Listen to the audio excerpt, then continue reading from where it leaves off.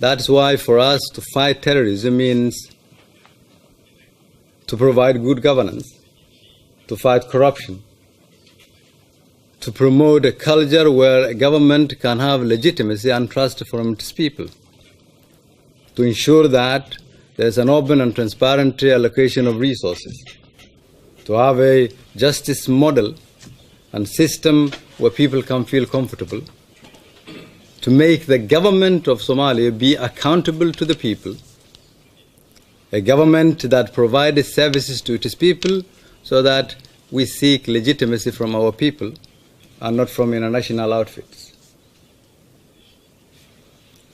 Rebuilding our nation in terms of providing security for us means seeking acceptance from our people.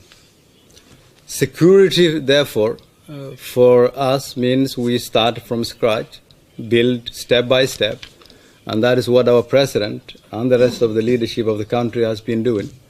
And over a year now, a period of a year, we've made significant strides and continue to move that nation forward.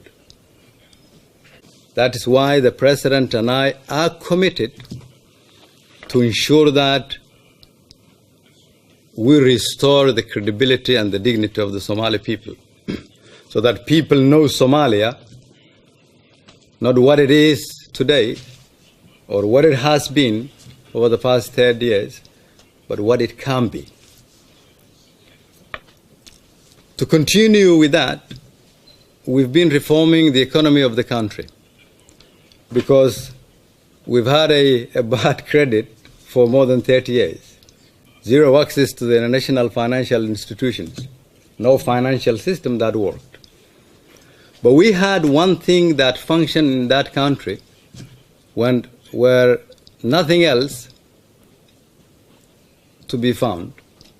For close to 30 years, when every institution of our country were destroyed in the early 90s, the productivity and the ingenuity of the Somali people never stopped because of the capacity of the Somali business community, both inside and outside the country. And they kept alive our nation because you have this business structure that is built on one thing. That was the reason why our government were destroyed.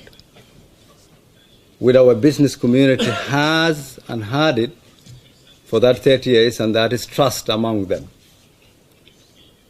And that is the trust we are trying now to restore in our economy. Restore with the international financial institutions. Our country has a debt of more than $5 billion. That comes from the old regime, early 70s and 80s. And for a year or so now, we've satisfied every criteria that the international financial institutions with a specific focus of IMF and the World Bank has. And now there is a major potential for our nation to reach pre-arrears clearance now in June or July, short period arrears clearance with a long objective and focus on debt relief. Rebuilding our financial institutions, reforming our central bank, promoting our business community, creating jobs, and developing our nation so that we have an infrastructure together with us. We say this because we don't see us poor. We see us a nation with a lot of potential, longest coast in the continent, potential in oil and gas, minerals, in fishing, agriculture, services and logistics, geographical location, you name it. A nation with a lot of potential that have had a problem. So the way we see and approach the world for us now is not to ask for handouts.